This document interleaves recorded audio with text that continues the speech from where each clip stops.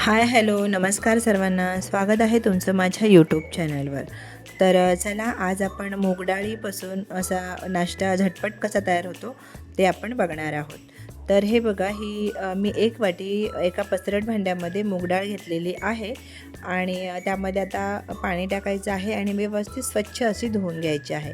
कमीत कमी डाळ 2 ते 3 पाण्यामध्ये धुवून घ्या. हे बघा, अशी चोळून धुवून घ्यायची आहे.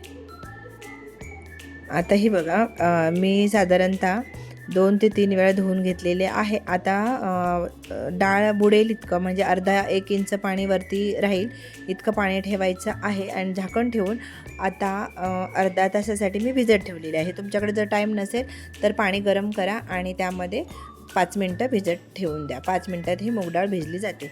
आता काय करायचं आहे, एक मिक्सरचं भांडं घ्यायचं आणि त्यामध्ये ही डाळ सर्व उपसून घ्यायची आहे. डाळीमध्ये पहिलं पाणी टाकायचं नाही, जर नंतर लागलंच तर पाणी टाकायचं, पण आधी पाणी टाकायचं नाही. बिना पाणी न टाकता आपण हे वाटून घ्यायचं आहे आणि अशी बारीक अशी पेस्ट करायची काही गरज नाही. नॉर्मल असं वाटून घेतलं जाडं भरडं तरीही चालून जाईल. आता एका पसरट भांड्यामध्ये आपण हे वाटलेली डाळ काढून घ्यायची आहे.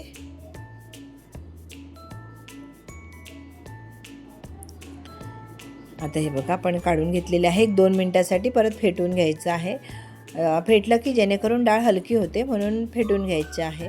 आता हे बघा, 2 ते 3 मिरची घेतलेली आहे कमी तिखटवाली, ती बारीक कट करून घेतलेली. अर्धा इंच आलं आहे ते किसून घेतलेलं आहे. 2 ते 3 गाजर घ्यायचं आहे, ते स्वच्छ धुवून वगैरे त्याची साल वगैरे काढून घेतलेली आहे. आता ती किसून घ्यायची आहे.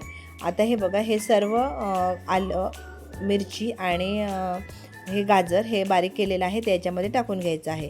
आता मीडियम साईजचा कांदाही कट केलेला आहे, तोही याच्यामध्ये टाकून घेऊयात. आता व्यवस्थित 2 मिनटं परत फेटून घ्यायचं आहे किंवा मिक्स करून घ्यायचं आहे. हे बघा, पहिलं पाणी टाकायचं नाही, कांदा आहे त्यामुळे पाणी सुटतं, त्यामुळे नंतर टाकायचं आहे. हे बघा, आता काळं मीठ टाकलेलं आहे, चाट मसाला पाव चमचा, चिली फ्लेक्स पाव चमचा, ऑरेगॅनो पाव चमचा, पांढरे तीळ पाव चमचा, काळे तीळ पाव चमचा, थोडंसं पाव चमच्यापेक्षा अर्धा पाव चमचा काळे मिरी, चवीनुसार मीठ टाकायचं आहे. आता व्यवस्थित असं फेटून घ्यायचं आहे. आता मात्र 5 मिनटं फेटायचं आहे.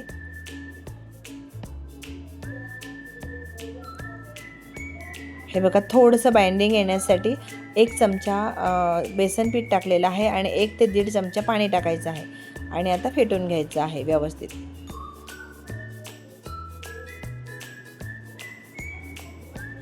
जितकं फेटाल तुम्ही तेवढं हे स्मूथ किंवा हलकं होतं हे बॅटर, म्हणून हे चांगलं मिक्स करून घ्यायचं आहे.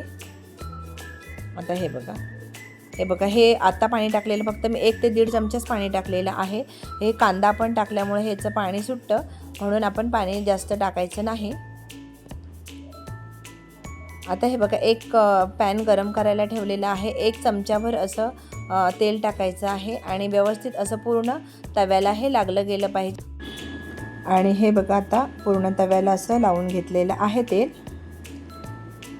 आता छोटे छोटे मी टाकणार आहे, नाहीतर तुम्हाला जर मोठं पाहिजे एकच तर टाकून द्या. नाहीतर मी काय केलं, छोट्या मुलांना पाहिजे माझ्या, म्हणून मी छोटे छोटे टाकलेले आहेत हे. आणि परतायलासुद्धा हे इझिली जातं, म्हणून मी छोटे छोटे हे टाकून घेतलेले आहेत. हे बघा, या पद्धतीने. आणि काय करायचं, जितकं तो पातळ करता येईल तितकं पातळ करायचं आहे हे. आता हे बघा, अशा पद्धतीने पसरून घ्यायचं आहे हे. आता एक बाजू 1-2 मिनटं बारीक गॅस ठेवायचा आहे आणि एक बाजू 1-2 मिनटं शेकून घ्यायची आहे आणि मग नंतर पलटी करायची आहे. पलटी ही इझी होते, असं काही त्याला चिकटत वगैरे नाही. आता हे बघा, ही बाजू, आता एक बाजू 2 मिनटं शेकून घेतलेली आहे, दुसरी बाजूही 2 मिनटं शेकून घ्यायची आहे. अशी अलटीपलटी करून 1-5 मिनटं छान शेकून घ्यायचं आहे हे. आणि कुरकुरीत होईपर्यंत छान शेकून घ्यायचं आहे, चवीला खूप छान लागतं. हे बघा, रेडी आहे. आता खायला. चवीला पण अप्रतिम आहे, पौष्टिक आहे. तर तुम्ही नक्की करून बघा. तर चला, वेळात वेळ काढलात, माझा व्हिडिओ पाहिलात त्याबद्दल मनापासून धन्यवाद. उद्या भेटू आपण नवीन एखाद्या रेसिपीसोबत, व्हिडिओसोबत. तवर धन्यवाद.